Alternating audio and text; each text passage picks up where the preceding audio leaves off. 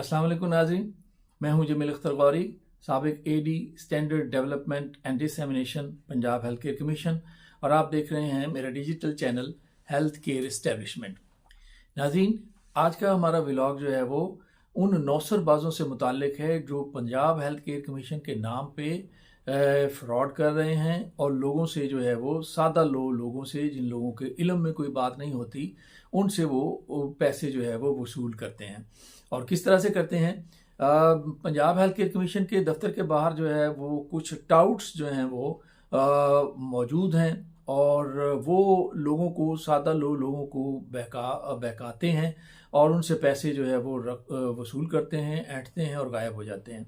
तो इसमें होता ये है कि जो लोग बाहर से आए हुए होते हैं, क्लिनिक सील हुआ होता है, अक्सर लोगों पे जुर्माना हुआ होता है, वो आते हैं जब तो वो उन्हें काबू कर लेते हैं और वो उनको कहते हैं कि जी हम आपका काम करवा देंगे।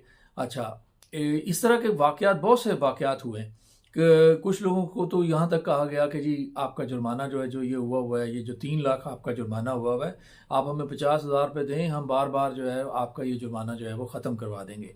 और कुछ लोग बेचारे जो है वो अपनी रकम जो है वो ज़ाया कर बैठे। इसी तरह से वो लोग पैसे लेते हैं और वहाँ से गायब हो जाते हैं, क्योंकि जो साइल है वो तो पंजाब के दूर दराज इलाकों से आते हैं और वो एक ही मरतबा आते हैं, एक आध मरतबा, वो रोज़ तो नहीं यहाँ पे आ सकते।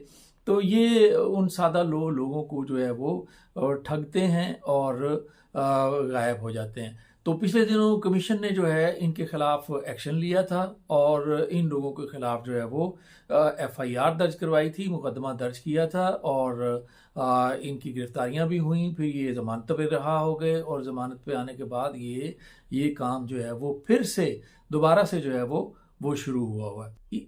मेरे एक क्लाइंट हैं, उन्होंने मुझसे रब्ता किया और उन्होंने कहा जी कि हमारा क्लिनिक सील हो गया है तो उसको डीसील करवाना है। मैंने उनसे पूछा, उनसे डॉक्यूमेंट्स के बारे में पूछा, उनसे सारी हिस्ट्री ली।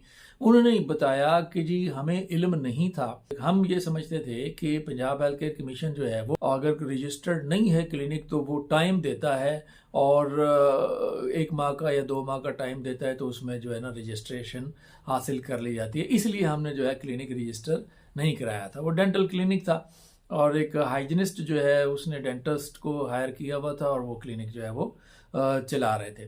तो पंजाब हेल्थ केयर कमीशन की टीम वहाँ पे गई और उन्होंने देखा कि जब उनके पास वो रजिस्ट्रेशन नहीं थी तो उन्होंने क्लिनिक सील कर दिया।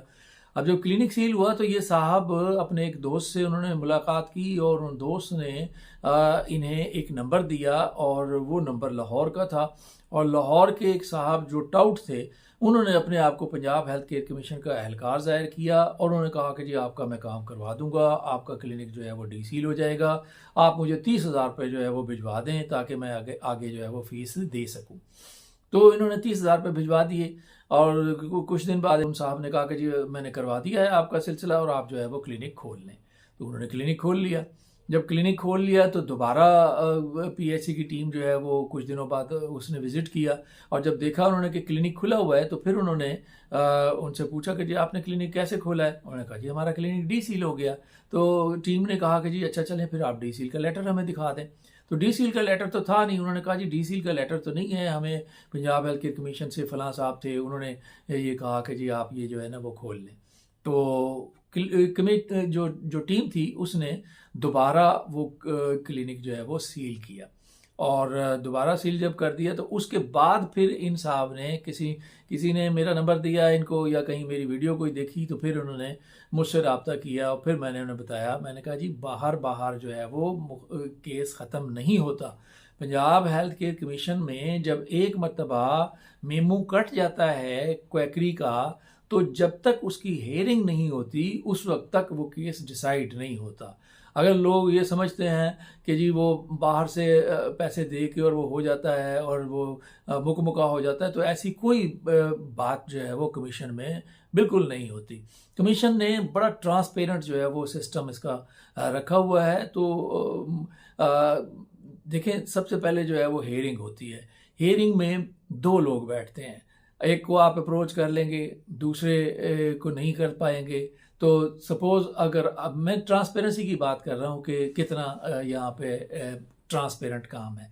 तो अगर सपोज़ आप कोई जो है वकील साहब या कोई उनसे रिक्वेस्ट कर भी लेते हैं और वो काम हो भी जाता है वहाँ पे कमेटी में, तो कमेटी नहीं कर सकती इस तरह से। मतलब एक इल्ज़ाम उसके ऊपर है क्वैकरी का, तो कमेटी किस तरह से उसको बरी ज़िम्मा करार दे सकती है।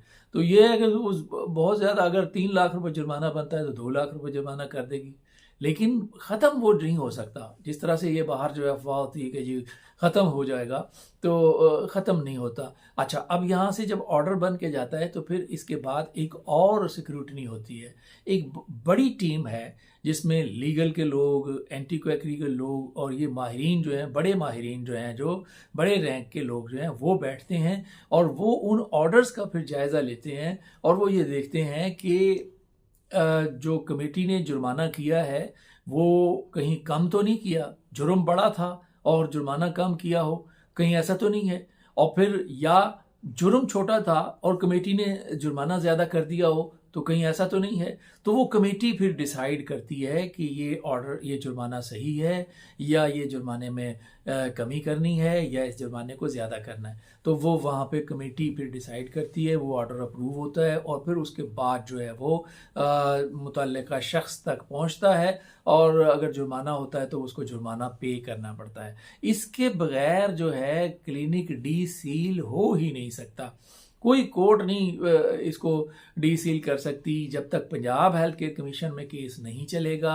वहाँ पे हेयरिंग कमेटी में आप पेश नहीं होंगे, आप जाके अपना मौक़िफ़ बयान नहीं करेंगे, उस वक्त तक ये जो है केस ये ख़त्म नहीं होता। तो मेरी गुजारिश ये है, व्लॉग बनाने का मकसद ये था कि बहुत से लोग लुट रहे हैं और बहुत सी दास्तानें हैं मेरे पास इस तरह की, लेकिन मैं आपका वक्त ज़्यादा नहीं लेना चाहता। लेकिन ये आगाह ज़रूर करना चाहता हूँ कि आप किसी भी किस्म के किसी टाउट के चक्कर में जो है वो ना पड़ें।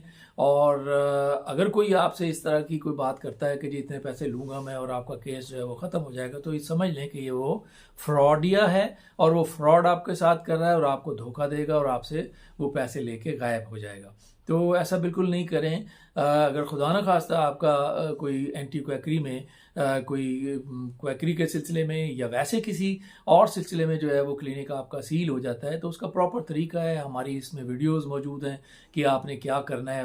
इसमें आप देख सकते हैं वीडियोस में और आप खुद भी पेश हो सकते हैं उसमें, और अगर आप चाहें तो आप अपना वकील कर सकते हैं। और हम भी इस सिलसिले में जो है वो कंसल्टेंसी मुहैया करते हैं, तो हम क्लाइंट के बिहाफ पे जो है वो उसका केस एंटी क्वैकरी जो कमेटी है उसके सामने डिफेंड भी करते हैं। तो ये प्रॉपर तरीका है।